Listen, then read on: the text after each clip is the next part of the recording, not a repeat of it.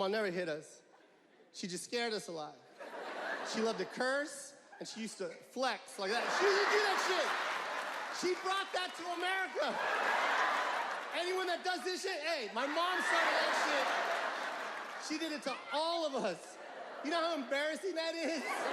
To get punked by a 4'8" Asian woman at the fucking mall? Get out of the goddamn Foot Locker. Get out of the Foot Locker. I'm not even in the Foot Locker.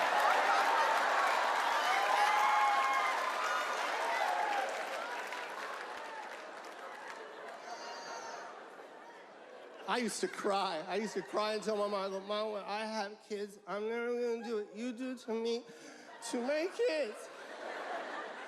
And my mom looked at me. I swear to God, she put her hand on my shoulder and she goes, Joseph, promise me, okay? Never have kids.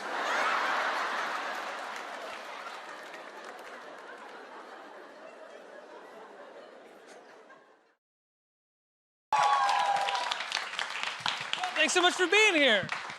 It's like we were just talking backstage, and then we pretend like we didn't just have that conversation. Shake your hand like I'm meeting you. Yeah, yeah. Like, oh, hey, good to here, see man. you. Good to see you. It's like, bro, I just saw you. I do it with everybody, and every now and then there's a person who like doesn't expect to have to shake my hand coming on stage because they're like, they don't know how to. They don't know the showbiz. They don't know the rules. I like your teeth. You like my teeth? Yeah. I actually went to the dentist this morning. Really? Yeah. You have good You get teeth. braces at the bottom. No, leave them alone. They have character. Really? Yeah. Think so? I'd keep that. You think Look at these. These are all fake, bro. Everyone's like, oh my God, you brush? I'm like, no, it's fake. You have fake teeth? I bought every single one. No, you did not. I swear to God. When? This is the most expensive toilet you'll ever see. That's all porcelain. At what stage in your career were you like, okay, now it's time for the the minute teeth? I made a lot of money. Because when I was 13 when I fell on a boulder and I knocked out 3 front teeth. All 3. And then this one right here, the long one that's ugly, fused into my jaw. So it never grew. Jaw, whatever this is. Whatever that thing. Yeah. I don't care. Anyways, it never grew, so it was like a short tooth. So like I always smelled like this. Like I always did this to cover it. No, I'm serious. Like I would bring my lip down and cover it. And it was like, you know how annoying that is to be a comic? You can't even laugh or smile at your own stuff, so. You had many years of in comedy clubs been like, Yeah, like, that was funny, huh? It was awful. And these guys are fake right here. These two. Are they? These two, yeah. Oh, yeah, when I was a kid, I busted them up and I had to get fake teeth put in What right is there. up with kids busting up their teeth? Fighting. Mine were from fighting. Oh, nice. That's a good story. I fight. I fight, guys. You fight? When I I fell was on 12. a rock. and then my tooth fell out, and then we went to the dentist. How old were you? 13, like 12, 13. Did you cry? Yeah, I cried. I fell on a rock. So did I. So did I. Who falls on the rock and goes like this? Oh, whatever. It's usually when you see the teeth, though, that you really start crying because all of a sudden it feels really serious. Yeah. So it's like, and that's when you lose it. No, but mine fell. Actually, it didn't fall on the ground. It fell in my hand, and then I threw it. I remember that. And then we went to the dentist, and the dentist goes, if you can find it, I'll save it. And then he saved it, but he saved like a dead tooth. It was So wait, just you like went dark back? yellow. It was like the color of that dress. No, I'm being like, imagine one tooth that looks like candy corn. It was the worst. You look amazing, by the way. I'm not talking about your dress. I'm just saying, imagine one tooth like your dress. Not good. Can I ask, you went back and found the tooth? Like you went to the dentist and he was like, you can save it. You had to explain to her that she looked great. I felt bad, man. I'm not saying you look like his mouth. That's what you did.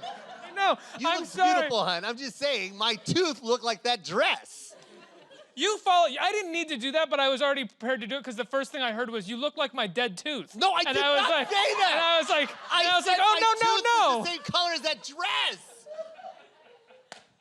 Ricky, I think we're okay, right? We're all okay, right? Yeah. We're fine. We're okay. I might have made it worse. It's my fault. Joe, so it's an exciting time for you know what's funny switching before the gears. show? What's funny before the show? She looked in the mirror and goes, I think I'm going to wear this dress. She had no idea we were going to do 7 minutes on her dress. The walk home after this interview, she's going to be like, why did you go to like another dress? They had to sit me in the front. This is why I don't sit in the front of comedy shows. Don't ever sit in the front. Nope. Smart people are like, do not sit me in the front. I'm in the back. Yeah. You know, Joe. one time I did a show and the whole front row was empty because everyone knows I talk to the front row. Really? Yeah, and they wouldn't move forward. I go, can you guys move forward? They're like, no. But then Make fun of those chairs, Mr. Coy. if there's no front, if they don't sit in the front row, the next row is the front row, so they're screwed. But no they're matter- too far back, so it's not. The interaction's not that good. Oh, really? You know what I mean? Everyone knows that you can't be talking to me. There's a chair in front of me. That's true. Yeah. Why don't you talk to that chair? It's yellow. That chair looks like my dead tooth.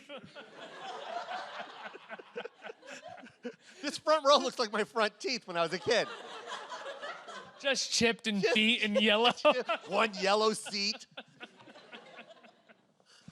Joe, Inglorious Pranksters. Let's talk about Yes. the show. You're hosting this on Kevin Hart's network, right? His channel. Yes, So sir. what does the show consist of? It's YouTube pranks It's gone just- wrong. It's everyone that does something stupid and it goes viral. We take it and make fun of it. Brilliant, right? Thank you, Kevin Hart.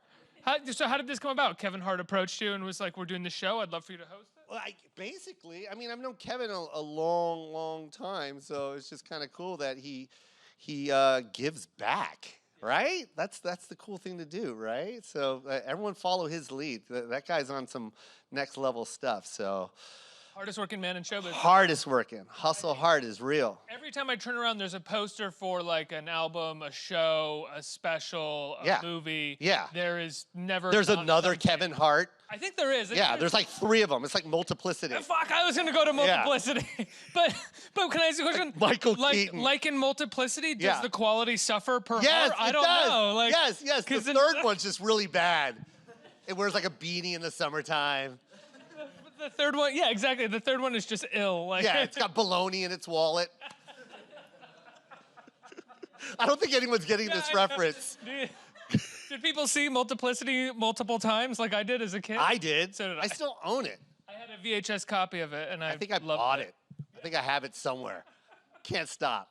Please watch it. I know it's and then when you watch it, then you go, oh, bologna in the wallet. I get it now. I always remember the clone that has gone too far. That's really dumb. Always Yes. refers to him as Steve. Yeah. Hey, Come on, Steve. Hey, Steve. It was like Michael Keaton's bad impression of a dummy. Right? You know what's even worse than that? Us talking about this because no one knows about it. No. I realized that at like 40 seconds ago, and I was like, let's just dig this ditch. Yeah, let's keep just going. See how far we can go. Yes. And you had a special this year on Netflix. Yes, sir. Unbelievable. This is an incredibly incredibly busy time for you. Yeah, especially that special. Yeah. Talk about hustle hard, man. We did that ourselves, man. We produced it ourselves, man. Really? Yeah, we came out of the pocket. So how did that go? How did that happen? Like, I looked at my wallet and went, "Let's make it." my manager Joe was just like, "Hey, you know what? We're not gonna wait for it. Let's just we're not gonna wait for them to come. Let's just make it ourselves." So you made it, and then Yeah. you sold it to. I knew I had a great product, so it's like it needs to get out. So I wasn't gonna sit there and wait for someone to offer me a deal. So I went and shot it myself. So if I had to sell it out of the back of my car like MC Hammer did, then that's what I was gonna do. You guys like comedy? You guys like comedy? And in was that Times a Square? was that a bad reference again? Was MC Hammer sell stuff out of the back of his MC car? Hammer made that he made like a single himself, and he sold out of the trunk of his car because he Pre or really, post bankruptcy? No. This is before they were offering him deals, and then Oh, when they wow. offered him a deal, he turned it down because he was like, I can make more money out of the back of my truck. So he was like, I'll just sling it out of the back of my trunk and make my own money. And then he started getting the deals after that. Anyways, that was another stupid story, another bad reference. But I'm just saying, if that's what I had to do, that's what I was going to do. I didn't care. What else can we reference in this conversation? Old that, like, stuff. Nobody knows. Anything that tells people that we are over our 40s. And then the girl was poison. Are you referring to the Another one, they don't get the it. band or the Belle Biv DeVoe song? Belle Biv DeVoe. I mean, if she was poisoned, she might have been Unskinny Bop as well. Who Right? knows, right? Yes. Do you like that? Anyone? Nope, get that? they don't get it. They don't know. They don't know. You know, I did a joke one time, and I go, Marky Mark, and these girls, it was like a college, and they had no idea that Marky Mark, who Marky Mark. I'm not even making this up. I was like, do you know Marky Mark? They're like I was like, that's Mark Wahlberg. And they're like, oh, what? And I was like, what? And they're like the Transformers guy? Yeah, exactly. Mark Wahlberg was like the best black rapper in the 80s. And was it 80s or 90s? 90s. It was early, like in 80, maybe 90, 91. He was like 91, right? Yeah, dude, he was amazing. Feel the vibrations. Man. Are you serious? I still wear Calvins to this day because of Mark. Do you remember his Walk on the Wild Side cover that he did around that time? I do remember that. Because he did Feel the Vibrations, and then he did Take a Walk on the Wild Side, which was all these like bad raps about like Dorchester tragedies. Yep. With the Lou Reed Walk on the Wild Side. I remember that. Terrible. And he did that. It was on a movie track. It was on a movie soundtrack. You know what? This is not good right now. We have done 3 very bad references. Let's do something more current. More current? Yeah. We talked about Kevin Hart for a second. I mean, that's fairly current. Phenomenal. We could do, for every current reference, we'll do 5 past. Just dead references. Yes. That are solely for us on this stage. Yes. Yeah. Reaganomics. That's back in, though. Nothing. Reaganomics are back in. Nothing. They're Trumponomics now. Trumponomics? Yeah. Oh. It's like Reaganomics on steroids. That took an evil turn. Let's just stay here. Even mention they're going to make fun of Trump right now. You can't. Should be able to. There's a lot to make fun of. I know. So tell me about funding your own special. Like, what was that like? How did you hire the director? What was it like using your own money to do that? It was scary. We knew if it's just like anything else, man. It's risk, man. You know, it's did you make it back? Yeah, we made Okay, it back, and then we made some. So it was a good investment, but it was also like scary because, you know, it's your own money, man. But like, if you don't believe in yourself, then nothing's gonna happen, man. Like no one believes in you more than you. So that's your dream. If you want to follow it. Because I know my mom didn't believe in it. Don't spend your money, Joseph. Save it. My mom always said that. That's your nest egg. You can retire now.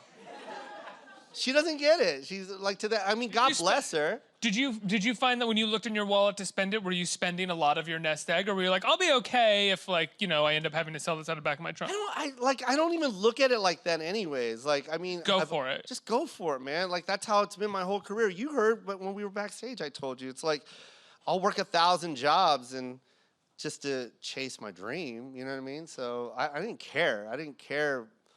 It's not even money to me. It's just like, this is my dream. I'm gonna go for it, and this is what I gotta do to do it. Right. This is the thing that I love to do. If I have to pay to do it, I'm gonna do it. It's like I can be broke and I'll be the happiest man alive because I'm living my dream.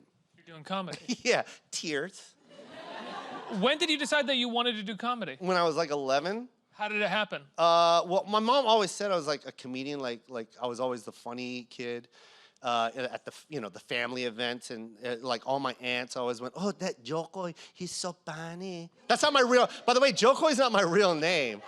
I want everyone to know that. Like Joko is my nickname that my Auntie Evelyn, my mom's sister, named me. My real name is Joseph Glenn Herbert. See, and that's why I changed my name. Like to this day, people laugh at my real name. It sucks. Ladies and gentlemen, get ready to laugh. Joseph Glenn Herbert. I was like, and like for 5 minutes, I had to like defend my name or like, oh God. It's just like, I was like, well, what can my stage name be? And then I remember my aunt going, Jokoy, dinner's ready, let's eat. And I was like, Jokoy, that's my name. Where did the nickname come from? We don't know.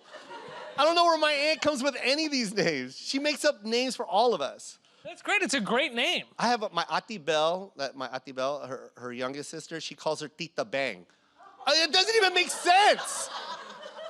Tita Bang? Tita Bang. Like now everyone calls her Bang Bang or Tita Bang. It's like, there's no Anna or Belle in Bang. I'm not making this up. Jokoi, where's that from? I don't even know what Jokoi means. So I read an article one time. It was like, Jokoi, it's Filipino for a funny guy. I'm like, no, it's not.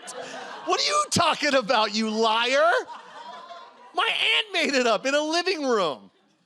Did you ever look up to see if it was actually? It's not Filipino. It means nothing. What does Tita Bang mean? I don't even know what that means. My Auntie Lynn, the middle sister, my aunt calls her Langoy. Like, what? Langoy. So Tita Bang, I think it's fun. Bang. Tita Bang is funny.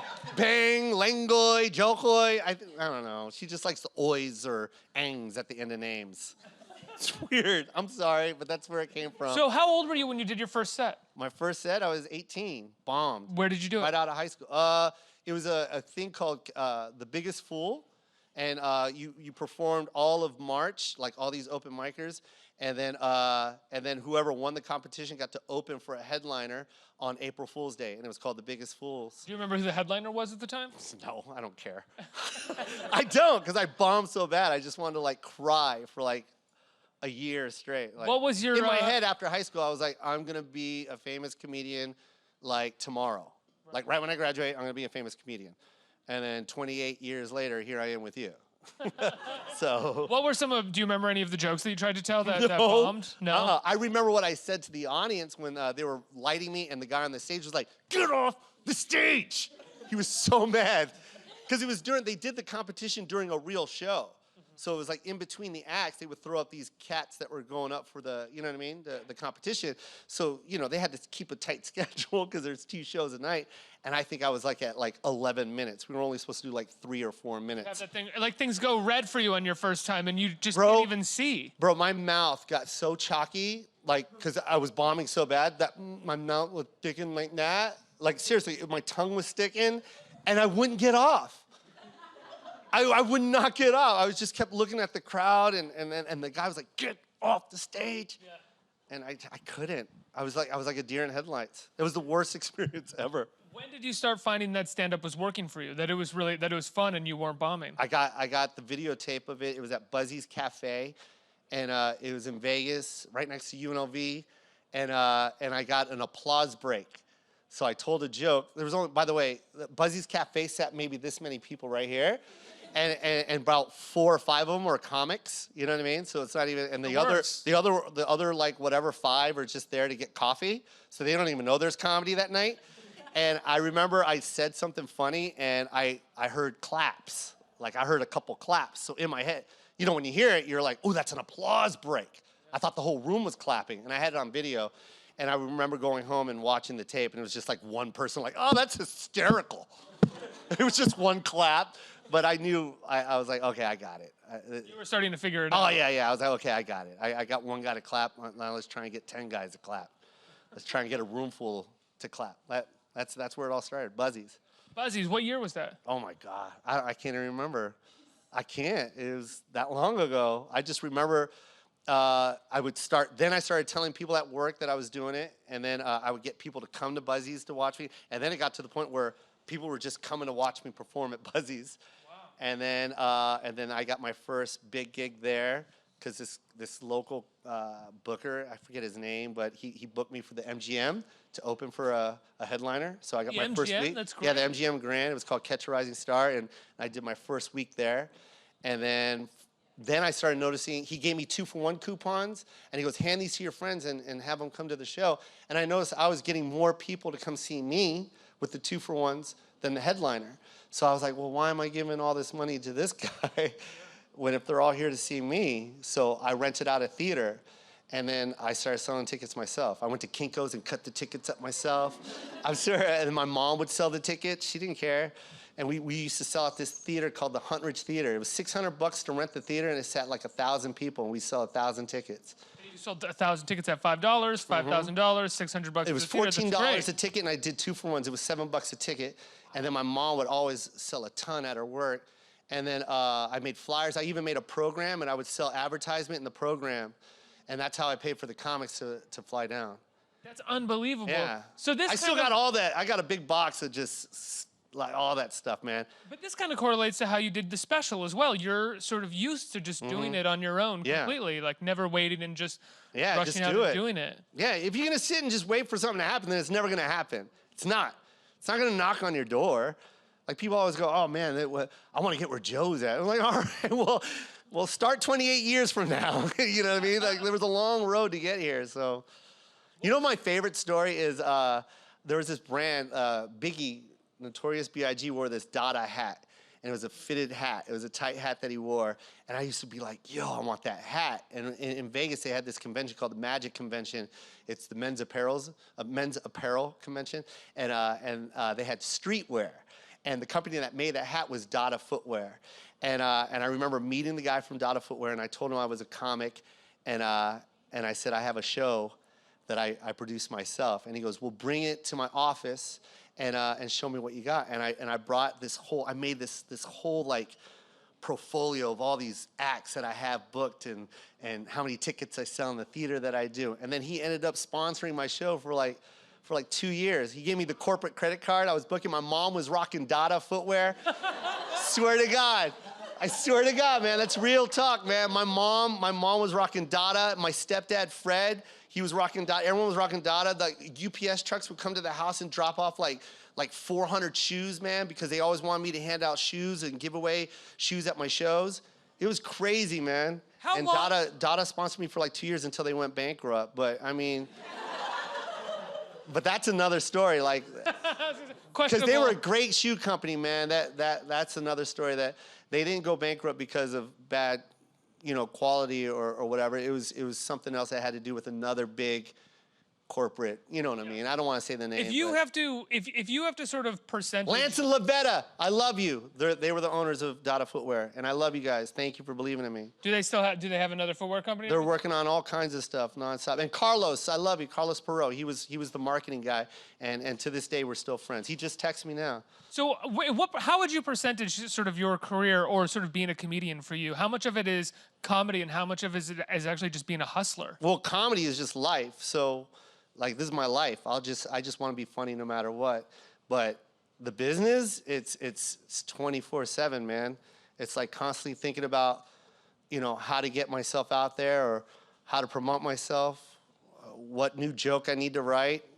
You know what I mean? Like investing in myself. It's like it's nonstop, man. Yeah. I don't have a big building, an overhead, but I do have a staff of people that I have to take care of, and I got my sister who works for me. You know what I mean? Like I got people that. What does your sister do? She does everything. She's my sidekick. She pays all my bills. She works hard for me, and I got my management team. I got my agency. I got my publicist. I got people that depend on me. So that's on my back. So I got to constantly make sure that not only am I going to take care of me, I got to take care of them. So I got to work hard, man. Yeah, absolutely. You're on tour right now, right? Non-stop, brah.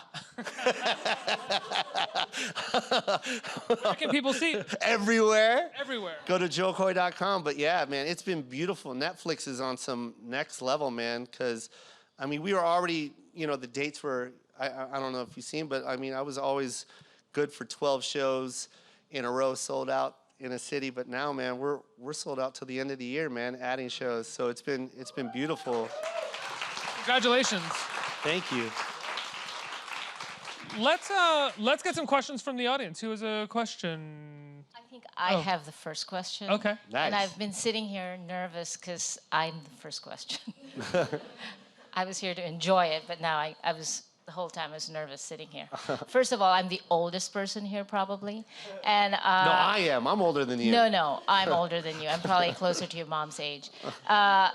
So I'm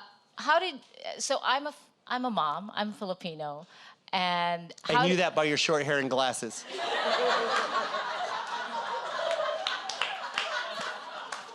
That's mandatory. Yes. These are the stages of Filipino. Yeah. This is what they look like right around 20 and 30, 40, and then bam! Got it up. It's more convenient. It's easier to manage. This takes too much time in the morning. This, just wash and go. But it's well preserved. Well right? preserved. Well preserved. So I've been sitting here also obsessed about your dentist talk. Yeah. So my question was, did your mom always try to find a Filipino dentist? Oh yeah, for you? sure. For sure. But my mom, is that really your question? Yes. 'Cause I'm so happy with that question. I know a good one in New York. Culturally specific You had question all we've this ever time to gotten. think about it, and that's the one she get. Like, did you sleep all night going, if I get the first question, it will be about a dentist. But yeah, of course, it's always about that whole, man, that culture, the Filipino culture is so crazy and so strong. Like it's all about taking care of another Filipino or hooking up another Filipino, or this is your aunt and that's your uncle and this is your cousin. And all they are just friends. Like it's like no one's related to anybody. But that's so funny you said that about the, you know what I mean? Like my mom was always like, oh, I have this Rex, blah blah blah, can take care of your teeth, and I wanted to make sure that I went to the best dentist. Like, so I went to the guy that was on Oprah doing teeth. I'm not even joking, bro. He was on Oprah, and I was like, this is my mouth, and this is my livelihood. I smile a lot. I tell jokes, and they need to be the best teeth. I don't want to have, you know, you've seen some bad veneers before, and I didn't want those. So I went and spent the most money. This guy was so good at how much he charged. You can look him up. His name's Madahi, Dr. Madahi. He's in Beverly Hills, and he charges $2,800 a tooth, and he'll tell you right to your face how much he paid, how much he charges. I was in the chair. He goes, $2,800 a tooth, and I go, hey, I just want you to know I've met with several doctors, and I found some that are like $1,100 a tooth. He goes, oh yeah, please go get it. Like he said, go ahead and get those teeth, and you'll see why I charge $2,800 a tooth. And then I called my mom, because my mom would be the first one to be like, well, just don't spend any money. Your teeth are okay. Can you eat with them? Then they're fine. And I called my mom, and I swear to God, right when I told her how much, she goes, yes, Joseph, buy those teeth. Just get them. You deserve it. I swear. I started crying. I was like, okay, well. I thought she was going to talk me out. I literally called for her to talk me out of it because it was so expensive. But she was like, no, get it. You deserve it. A tooth, $2,800 a tooth. $2,800 a tooth. Dude, you don't even want to know how much this grill is. It was so expensive. No loan, no credit. It was like I had to buy it out, man. So when you eat food, is it just like on this. your mind? No, I would. There's this candy that Filipinos eat. It's called champoy, and it's dehydrated. And I'm addicted to champoy, and it's like dehydrated, I think, plum, right? It's like really salty, just a hint of sweet. They put lihing moy powder on it, and me and my sister Rowena, not Gemma, Rowena, used to be addicted to it when we used to live in the Philippines, and we would eat bags of it. So I always eat it. And there was a bag at the house, and this is just before I taped my special Lights Out. The day before I taped my special Lights Out, and I bit into it, and my tooth broke in half and flew, and I started bleeding, and I had to wear a temp. So that when I shot Lights Out, man, I had like a fake, they're already fake, but I had a fake faker tooth that was barely holding on. Like he like glued it on because there was nothing to stick it onto because I broke the... $2,800 tooth broke? It broke, it flew out, and he had nothing to stick it on because I actually broke the tooth. You know how they shave it down to a little spike? I actually broke that in half. So he took like this, because I had to tape it. So he took like this plastic cap and he super glued it to the other two teeth. And literally, I was so nervous that night because I didn't want that tooth to fly out while I was taping. Did you freak out at him when you went in and it was like the $2,800 tooth that you gave me broke? Yeah, and he goes, and I told you not to bite hard stuff. He even told me, he goes, don't bite bagels, don't pull on things. Bagels? You can't eat a bagel? I can eat a bagel, I just have to cut it, or you know what I mean? If I bite down, I have to like make sure it's bitten in half. I can't, you know when people eat bagels, they pull like this? If I did that, all of them fly out. Just keep your teeth. You have good teeth. You don't want these. It's a lot of work. They're talking about giving me an Invisalign for the bottoms. I'm not going to get new teeth, just like a retainer type thing. Nah, just keep it. Yeah, I don't want to do it. Yeah, you got gray hair. You don't want to wear a retainer. You're too old for a retainer. Gray hair. I have gray hair. My son wears a retainer. Supposed to. He's 14. I'm suddenly going to start getting made fun of like a 14-year-old with a retainer by just my coworkers and stuff. Yeah, your coworkers are calling you dork. Yeah. Like, for what is that? Nice retainer, dork. Let's get another question from the audience. Who do we have here? Hi. Oh, hi. I didn't really start. If you need a dentist in Philly, my sister's a dentist. Oh, She's going to finish next year, so if you're ever in the tapped area. Out. I'm done. If you're in the area, she's down. But my question is to you. I went to your show in Philly, and it was great. Thank you. You were talking about writing a new special. Are you still in the process of doing that? Oh, yeah. It's not done. Like, I'm going to write, like, special like George Carlin. I'm gonna be on stage until I die. So every year it's like, that's my process. Every time something comes out, like if I put a special out, like that's done. That material's done. I'm pretty sure if you went to the Philly show, you didn't see any of that stuff that I did on Netflix because it's done. It's retired. I won't do it anymore because it's not fair to the audience. Like they're gonna pay all that money to come see me, and then I'm gonna do the same thing they can watch on Netflix. That's not cool.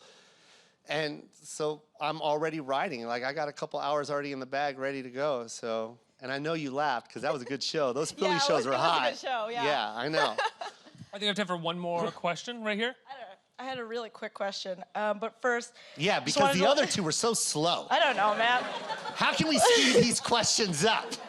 Well, I just wanted to mention that my mom and I were having a conversation about you the other day and how much, like, she's also a nurse, Filipino nurse. Of course, and, mandatory. It's mandatory. I feel like. Kill the dreams, the Filipinos. I'm guessing that I'm like the terrible child because I'm not in that. What are you doing? I run social media for. That's like, great, yeah, but your parents don't get it, huh? Yeah, no, they ask me that question Tweet like there. all the What's time. Twitter? Like Tweeter Bird You're from on the cartoons? Facebook? You're on Facebook all day? How do I do that? How does that Yeah, work? they don't get it. Facebook? What for? But I just wanted to ask, like, how does your mom feel about being the center of, like, pretty much your whole entire comedy special? Like, my mom basically doesn't understand my, like, work and, yeah, just... How does my mom feel about me writing jokes about her? Yeah, pretty much. She loves it. Are you kidding me? My mom, She I feel like, would loves it. hate me for that stuff. It's funny because I'm doing like jokes that are like when I wrote this, I did the joke on the special about my sister Rowena getting kicked out of the house. I don't know if you got kicked out, but okay, but usually that's pretty common too. For some reason, the Filipino moms, I hate doing this, but like the Filipino moms and the daughters just like to butt heads. I guess they're so similar, but my sister moved out, both of my sisters moved out really young, you know what I mean, 17 and 18. And I redid the whole fight on stage. But when I wrote that joke, I never did it in front of my mom and my sister before, and I did it in front of them for the first time, and I was so nervous doing it. But I'm glad I did because they literally did not talk to each other for years after she moved out. Like my sister didn't start talking to my mom until she hit her 30s. So they didn't talk for that long. So for me to turn it into a joke was kind of like, it was kind of cool for them to hug and apologize each other. But don't get me wrong, it wasn't the joke that brought them together. It's just, you know what I mean? It was like, they looked at each other, why are we so stupid? Like, it wasn't that. Like, they already made up and all that, but it was kind of neat to just like relive that moment and like all those fights that I saw when I was a kid, like them fighting and then Gemma fighting and Rowena fighting with my mom and then them leaving and now we're just back together like one family, but we wasted all those years.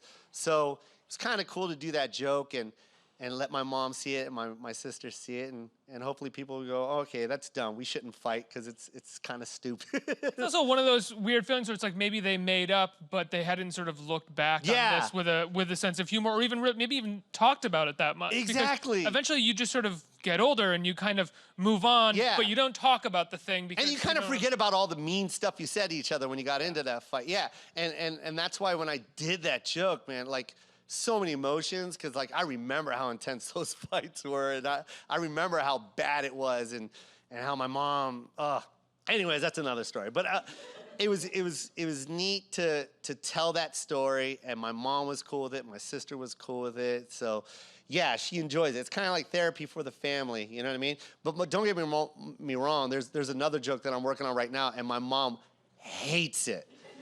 And I'm not gonna tell you what it is, but I've done it like 3 times in front of her, and she's like, stop telling that story. They're not going to get it here. In the Philippines, they get it, not here. Stop it. I'm not, no. It's real. You did this to me, and I'm gonna tell the story. It's like, no, they're going to get why it's funny here. Yeah, and the they're gonna Philippines, get they it. might not get why it's funny. They might just go, yeah, that's right. Yeah. Yeah, in the Philippines, we're like, oh yeah, that's just Tuesday. Yeah. That's what we do on Tuesdays. But yeah, so it's fun to see. Then my mom also comes up to me at the end of shows and like tells me jokes, like tells me stories. So it's nonstop. She can't get enough. If you ever meet my mom, you'll know it's my mom. She's usually wearing all gold, like that. No, but my mom will always have like a big, elaborate outfit on. Oh, wow. Come to my show and you'll know which one my mom is. Just by, I won't even tell. In fact, my next show that my mom will be at will be in Vegas at the Treasure Island, September 1st. And everyone that's coming, pick out my mom, take a picture of her with your phone, and DM me, and I'll be what? Everyone will get it right. My mom's outfits will outshine anybody's outfits. I swear to God, she will pick out the most elaborate outfit. Who's the lady with the gold elephants? Just gold elephants. I'm looking forward to that. Joe, I have to let you go, but people can see you live. They can go to joecoy.com. You said and look up any date that's coming up, even though I think you said most of them are sold out, right? Yeah, man, but we're adding shows, man. We just added like 2 more like this week in cities out there. So yeah, go to joecoy.com, JOKOY. The special's on Netflix right now for people to check live out. From Seattle, man. And Inglorious Pranksters, how can people see it? Network. LOL yeah, Network. Streaming now, man. Kevin Hart. Follow me at Joe Coy, JOKOY, man. Joe Coy, everybody. Thank you, Joe.